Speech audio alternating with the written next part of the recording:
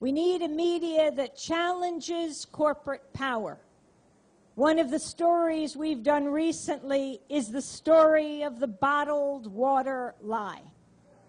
That is so important, that is polluting our earth as we think we are cleansing our bodies, and yet are not. The soft drink giant Pepsi recently was forced to make an embarrassing admission. Its best-selling Aquafina bottled water is nothing more than tap water. Pepsi agreed to change its label under pressure from the advocacy group Corporate Accountability International, which has been leading an increasingly successful campaign against bottled water. Their campaign is called Think Outside the Bottle. Yes, Pepsi had to make that admission. They own Aquafina. And Dasani water is owned by Coca-Cola, you probably know. They too.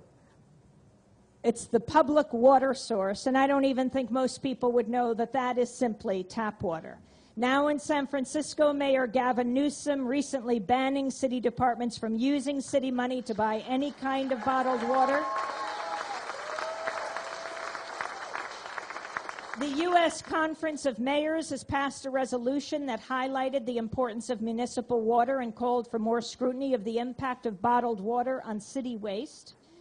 The environmental impact of the country's obsession with bottled water has been staggering.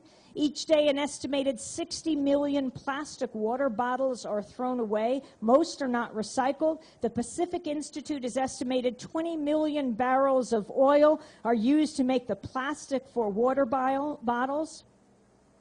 Economically, it makes sense to stop buying bottled water as well. The Arizona Daily Star recently examined the cost difference between bottled water and water from the city's municipal water supply. A half-liter of Pepsi's Aquafina at a Tucson convenience store costs $1.39. The bottle contains purified water from Tucson's water supply. From the tap, you can pour over 6.4 gallons for a penny. That makes the bottled stuff about 7,000 times more expensive, even though Aquafina is using the same source of water. Why do we know this? We know this because of organizations like Corporate Accountability International that used to be NFACT. These organizations are the hope. I thought I'd just put these away for right now.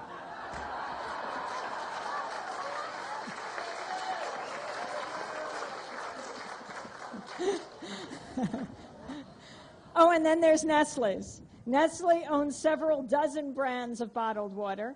The bottled water brand they source from our public water system is called Nestle Pure Life. They own Poland Spring, Ozarka, Arrowhead. The list goes on.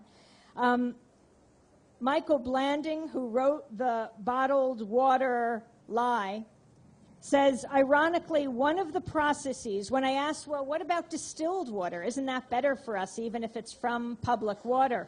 He said, ironically, one of the processes that actually takes the tap water and purifies it is called ozonation.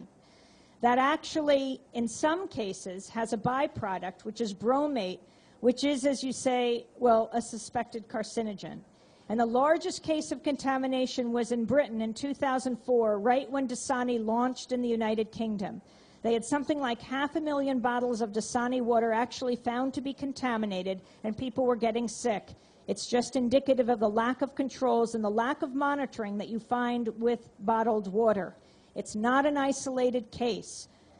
And he goes on to talk about the cases, that our water supplies are more regulated, public water, than bottled water. It's just something to think about. And sometimes you have no access but bottled water. But when you're in a place where you have that choice and you go to a convenience store rather than just take a sip of tap water, think about the washing, the brainwashing, the millions of dollars that has gone on to liquefy your brain, to prevent you from thinking for yourself about what is healthy, what will save this planet. It seems we have to Deconstruct everything in this age when we have a media that's run by those corporations that have nothing to tell and everything to sell that are raising our children today. Those